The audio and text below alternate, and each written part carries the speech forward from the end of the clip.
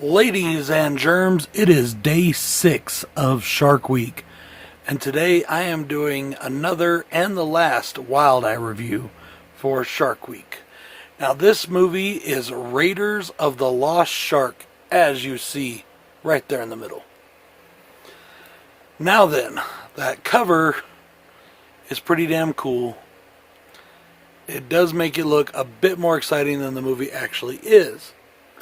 Gotta tell you, this movie is about 74 minutes long, and until the end, it's not that great. Now, this was directed by Brett Kelly as Scott Patrick. He uses that pseudonym when he's making movies he's not really proud of, I think. Now, with that being said, he also directed Ouija Shark, which you all know that I fucking love. Now, this movie came out in 2014 or 15, I'm not sure which. And if you ask Joe, it's 2015 because IMDb is always right, even though they're not. IMDb rates it at 2015. However, the back of the DVD says 2014, and Rotten Tomatoes also says 2014. Now, the 4 friends on vacation are hunted by a weaponized shark. According to IMDb, the budget on this movie was $350,000. And I say, yeah, fucking right. Maybe $350.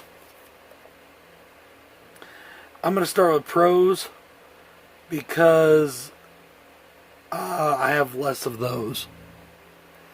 The first thing is the disclaimer. At the very beginning of the video, there is a disclaimer. It starts off with, this is based on a true story. And then it goes through this whole disclaimer, and it basically ends with, we're just messing with you, which I thought was pretty funny.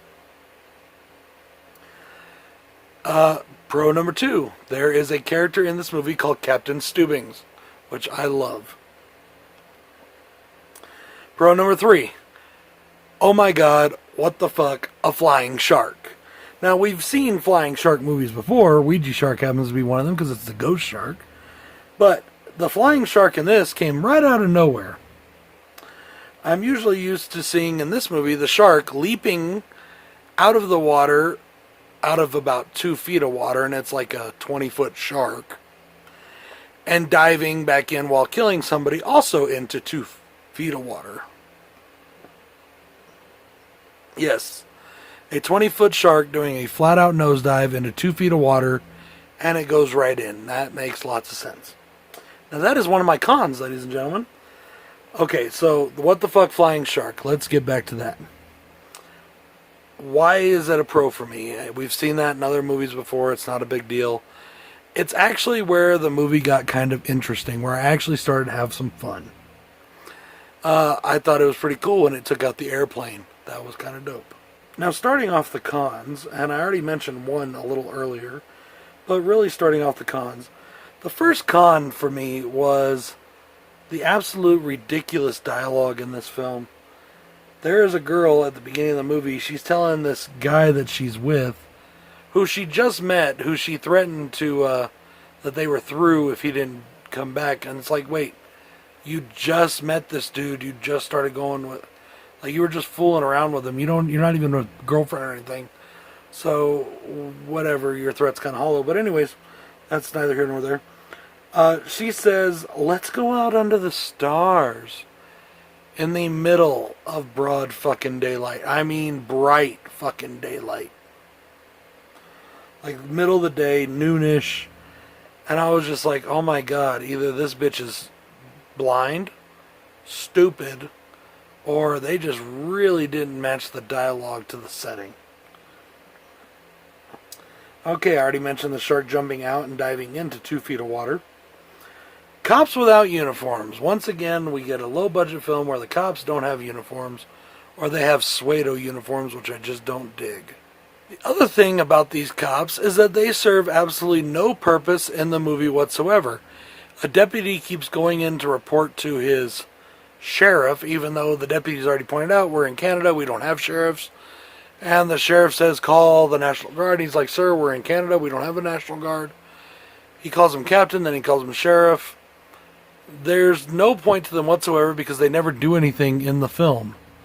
I think they were supposed to be comic relief, and it just was not any good. Soap opera level storytelling. There is a point in this movie where they literally, you can tell they're trying to have an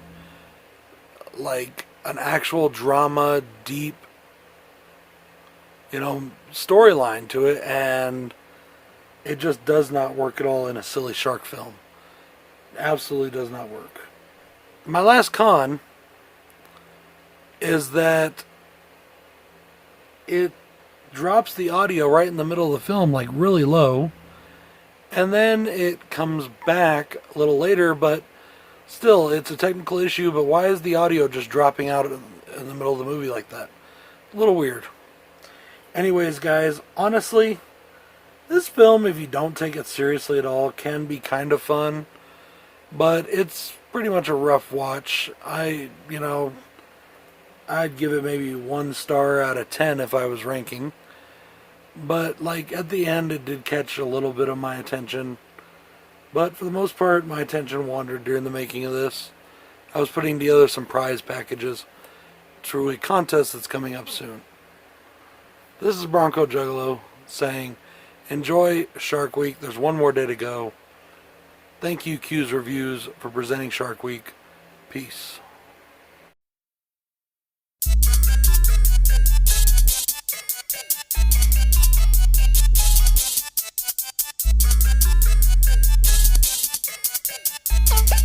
We swim with motherfucking sharks, you feel me?